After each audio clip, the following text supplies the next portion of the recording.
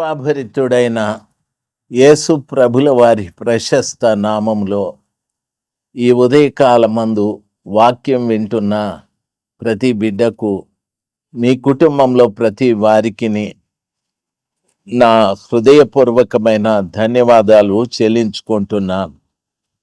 అద్భుతకరుడైన దేవుని నామంలో మీకు మరలా ఒక్కసారి వందనాలు. దయచేసి లైక్ చేయండి, ఈ వాక్యాన్ని షేర్ చేయండి, తర్వాత సబ్స్క్రైబ్ చేసుకోనండి.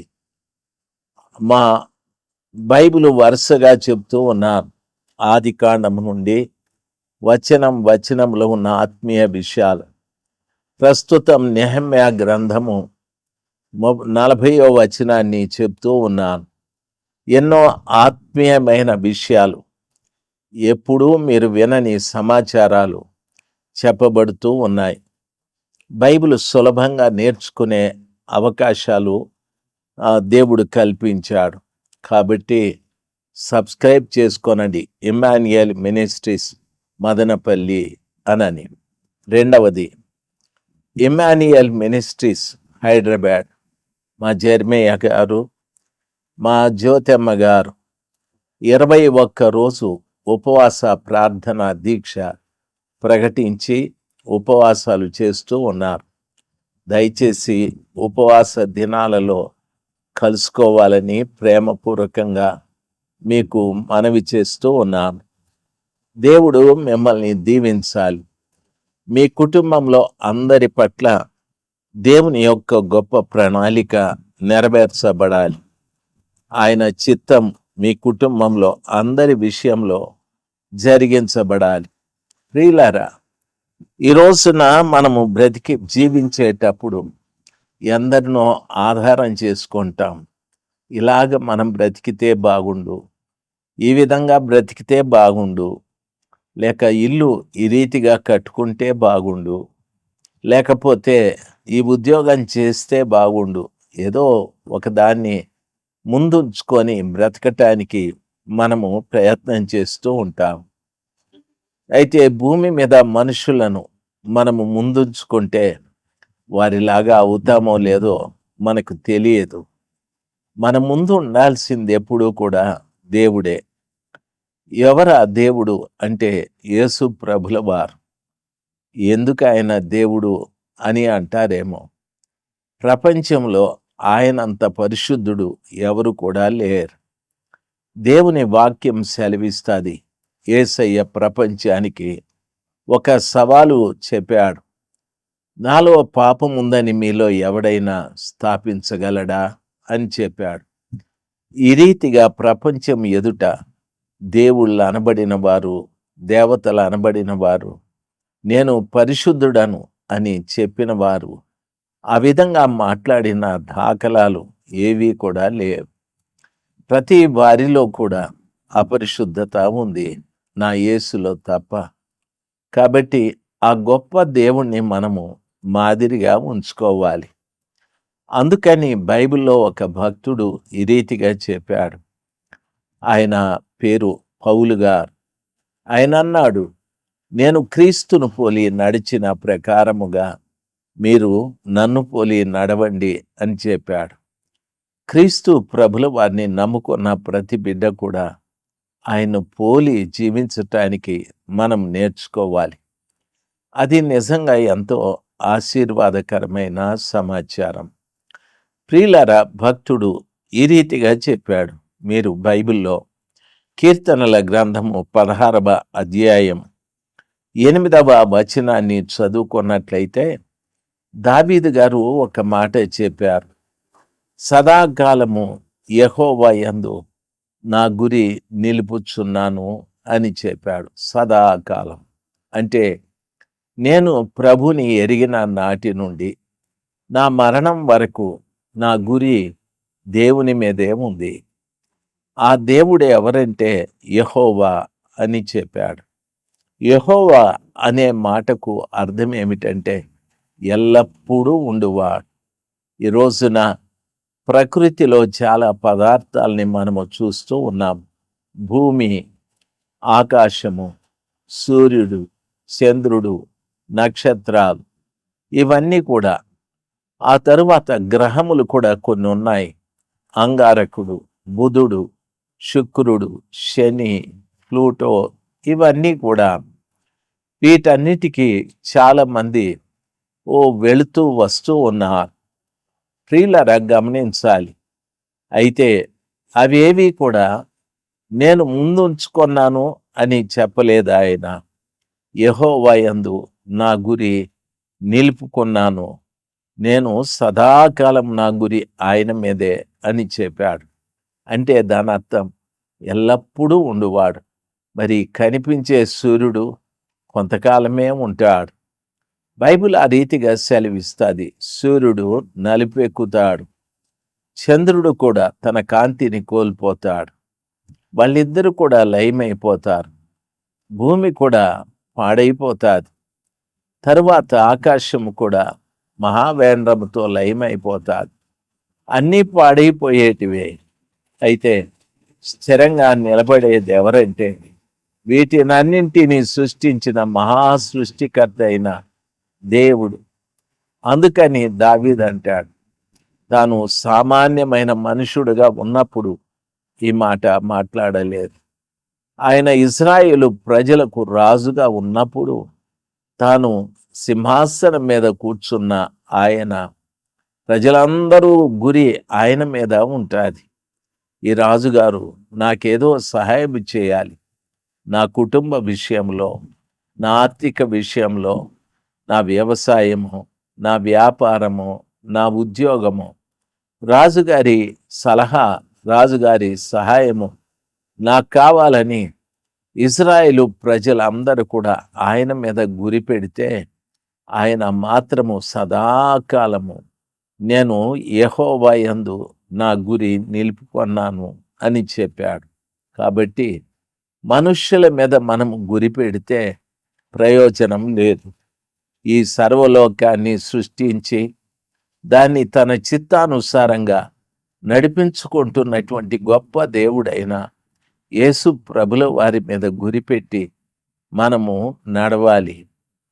ఆయన మీద మనము గురి నిలిపితే మనకి ఏదైనా ప్రయోజనం ఉందా అంటే భక్తుడు అంటాడు, సదాకాలము యెహోవా యందు నా గురి నిలుపుచున్నాను, ఆయన నా కుడి పార్శ్వమున నందు ఉన్నాడు గనుక నేను కదల్చబడను అని చెప్పాడు.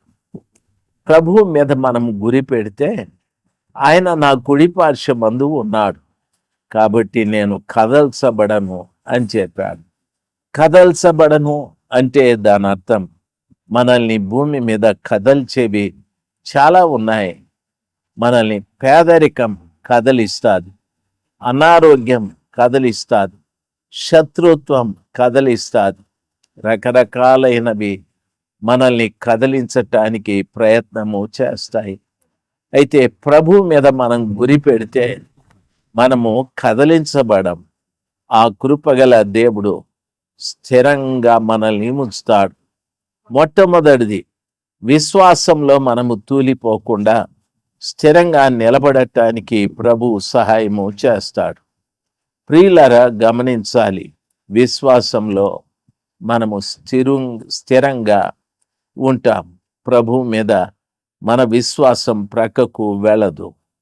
తర్వాత మనకొచ్చే కష్టాలు, శ్రమలు, నిందలు, అవమానాలు, శత్రు భయాలు అన్నింటిలో కూడా ప్రభు మన కుడి ప్రక్కన నిలబడి మనము కదల్చబడకుండా స్థిరంగా ఉంటాం. దేశం అంతా కూడా గొల్యాతును చూసి భయపడ్డది. కానీ దావీదు దేవుని మీద గురిపెట్టుకొని చెప్పాడు, యుద్ధము నాది కాదు, యుద్ధము యెహోవాదే అనని. ఆ విధంగా యెహోవాని ముందుంచుకొని వెళ్ళిన దావీదు ఒక చిన్న రాతితో, ఒడిసెల్లో రాయిని పెట్టుకొని ఆ రాతితో గొల్యాతును కొట్టి ఆయన ఖడ్గంతోనే ఆయన తలను ఛేదించి ఇశ్రాయేలీయులకు గొప్ప విజయాన్ని సంపాదించి పెట్టాడు. దేవుని మీద గురి ఉంచితే మనము కదల్చబడకుండా ఆ కృపగల దేవుడు మన కుడి పార్శ్వాన నిలబడి ఉంటాడని వాక్యము సెలవిస్తుంది. ప్రియులారా గమనించాలి, నీ కుడి ప్రక్కన ఎవరున్నారు? చాలామంది చెప్తూ ఉంటారు, ఏమనో తెలుసా, ఈయన నాకు కుడి చేయి లాంటి వాడు అని అంటూ ఉంటారు. మనుష్యుడు కాదు కుడి చేయిగా ఉండాల్సింది. సర్వశక్తిమంతుడైన దేవుడు మనకు కుడి చేయిగా ఉండాలి. మన ఆత్మీయ స్థితిలో మనము దృఢంగా నిలబడకపోవటానికి గల కారణం ప్రభుల వారు మన కుడి ప్రక్కన నిలబడకపోవడమే. ఒక్కొక్కప్పుడు ఎంతో భక్తిగా మాట్లాడతాం, ఎంతో భక్తిగా జీవించాలని ప్రయత్నాలు కూడా చేస్తాం. భక్తిగా మాట్లాడినా, భక్తిగా జీవించాలని ప్రయత్నాలు చేసినా, మనము భక్తిగా జీవించకపోవటానికి గల కారణం ప్రియులారా, మన కుడి ప్రక్కన ప్రభు నిలబడకపోవడమే. కాబట్టి ప్రభు మన కుడి ప్రక్కన నిలబడితే ఆయన మనకు సహాయకుడుగాను, ఆయన మనకు రక్షకుడుగాను, ఆయన మనల్ని కదల్చబడనివ్వకుండా అన్ని విషయాలలో స్థిరపరుస్తూ వెళ్తాడు. దేవుని వాక్యం ఆ రీతిగా సెలవిస్తాడు. చూడండి, కీర్తన 62:2లో దేవుడే నాకు ఆశ్రయ దుర్గము, నేను కదలించబడను అని చెప్పాడు. ఆయన మనకు ఆశ్రయము, దుర్గము, కేడెమునై ఉన్న దేవుడు, ఆపత్కాలంలో నమ్ముకోదగిన సహాయకుడు. భూమి మార్పు పొందిన, నడి సముద్రములో ఘోష పుట్టి ఆ పొంగుకు పర్వతములు కదిలిన మనం భయపడమని చెప్పాడు. కీర్తన 55:22లో నీ పనుల భారము యెహోవా మీద మోపము, ఆయనే నిన్నాదుకొనును అని చెప్పాడు. 125:1 కీర్తనలో యెహోవా యందు నమ్మిక ఉంచినటువంటి వారు సీయోను కొండవలె నిత్యము వారు నిలిచి ఉంటారు, వారు కదల్చబడరు అని చెప్పారు. సీయోను కొండ అంటే ప్రియులారా, ఒక కొండ ఎప్పటికీ అది స్థాన భ్రమణము చెందదు, అలాగే ఉంటుంది. ఆ రీతిగా ప్రభునందు నమ్మిక ఉంచినటువంటి వారిని సీయోను కొండలాగా కదల్చబడకుండా ప్రభుల వారు స్థిరపరుస్తారు. దయచేసి గమనించాల్సింది, ప్రభు మనతో ఉంటే మనము స్థిరంగా ఉంటాము. ప్రభు మనతో లేకపోతే మనము అస్థిరంగా ఉంటాము. భక్తిలో అస్థిరత, భవిష్యత్తులో అస్థిరత, విశ్వాసంలో అస్థిరత, అన్నీ అస్థిరమే. ప్రభు నందు గురి పెట్టి ఆయన వైపు చూడు, ఆయన యందు దృష్టి ఉంచు, కదల్చబడకుండా సియోను కొండవలే ప్రభుల వారు నిన్ను స్థిరంగా ఉంచుతారు. అన్ని విషయాలలో, ఆరోగ్యము కానీ, ఆహార విషయాలు కానీ, ఆత్మీయ విషయాలు కానీ, ఆర్థిక విషయాలు కానీ, నీ కుటుంబంలో ప్రతి వారు కూడా స్థిరంగా ఉండేటట్లు ఆ కృపగల దేవుడు నీ వ్యాపారం కానీ, నీ ఉద్యోగం కానీ, నీ వ్యవసాయము కానీ, ప్రతి ఒక్కటి కూడా స్థిరంగా ఉండి అభివృద్ధి పొందేటట్లు ప్రభుల వారు సహాయం చేస్తారు. ఆయన నీ కుడి ప్రక్కన ఉండి నిన్ను స్థిరపరిచే దేవుడు. దయచేసి ఆయన మీదే గురిపెట్టి చూడు, ఆయన వైపే చూడు, దేవుడు కార్యము జరిగిస్తాడు. ప్రార్థన చేసుకుందాం. అందరూ కళ్ళు మూసుకుందాం. మహా ఉన్నతుడైన దేవ, నీ పవిత్రమైన పాదాలకు స్తోత్రాలు, స్తుతులు చెల్లించుకుంటున్నాను. భక్తుడు దావీదు గారు సదాకాలము యెహోవా యందు నేను గురిపెట్టి ఉన్నాను అని చెప్పాడు. ఆ రీతిగా గురిపెట్టి ఉన్న కారణాన ఆయన కుడి పార్శ్వాన నీవుండి ఆయనను కదల్చకుండా చేశావు. దేవా, దయచేసి కనికరించండి. ఆయనకి ఎంతో మంది శత్రువులు ఆయన్ను కదలించలేకపోయారు. ఎంతో మంది ఆయనకు కీడు చేసేవారు, నష్టం చేసేవారు, ఇబ్బందులు కలిగించేవారు ఆయన్ను కదలించలేకపోయారు. అదే రీతిగా మేమందరము నీ మీద దృష్టి ఉంచాం. దయచేసి మమ్మల్ని స్థిరపరచండి, మమ్మల్ని స్థిరపరిచి బలపరచండి ప్రభా. ఏది మమ్మల్ని కదలించకుండా తండ్రి మేము అన్ని విషయాలలో స్థిరంగా ఉండేటట్లు ఆర్థిక విషయాల్లోనూ, ఆరోగ్య విషయాల్లోనూ, ఆత్మీయ విషయాల్లోనూ అన్నింటిలో స్థిరంగా ఉండేటట్లు కృప చూపెట్టండి.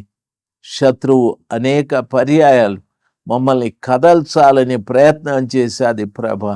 మేము మీ అందే గురి పెట్టుకొని ఉన్నాం. దయచేసి మా పట్ల కృప చూపెట్టి మీ వాక్య ప్రకారంగా మమ్మల్ని స్థిరపరచండి. వాక్యం వింటున్న ప్రతి బిడ్డను, వారి కుటుంబంలో ప్రతి బిడ్డను దీవించండి. ఆ బిడ్డల చదువుల విషయాలు, ఆ బిడ్డల ఉద్యోగాల విషయాలు, ఆ బిడ్డల వివాహాల విషయాలు ప్రతి ఒక్కటి ప్రభ ఆయా కాలములలో సక్రమంగా జరుగుటకు కృప దయచేయి. మీరే మహిమ పొందుకొనండి. ఆ కుటుంబాన్ని పోషించడానికి కుటుంబ యజమానికి సామర్థ్యత దయచేయండి. మంచి ఉద్యోగం, మంచి జీతము మీరు దయచేయండి స్వామి. అయ్యా, ప్రతి వారిని మీరు ఆశీర్వదించుమని యేసు ప్రభుల వారి నామములో ప్రార్థన చేసి వేడుకుంటున్నాను పరలోకపు తండ్రి. Amen, amen. దేవుడు మిమ్మల్ని దీవించుగాక. ఆమెన్. మీ అందరికీ వందనాలు. Praise the Lord, praise the lord.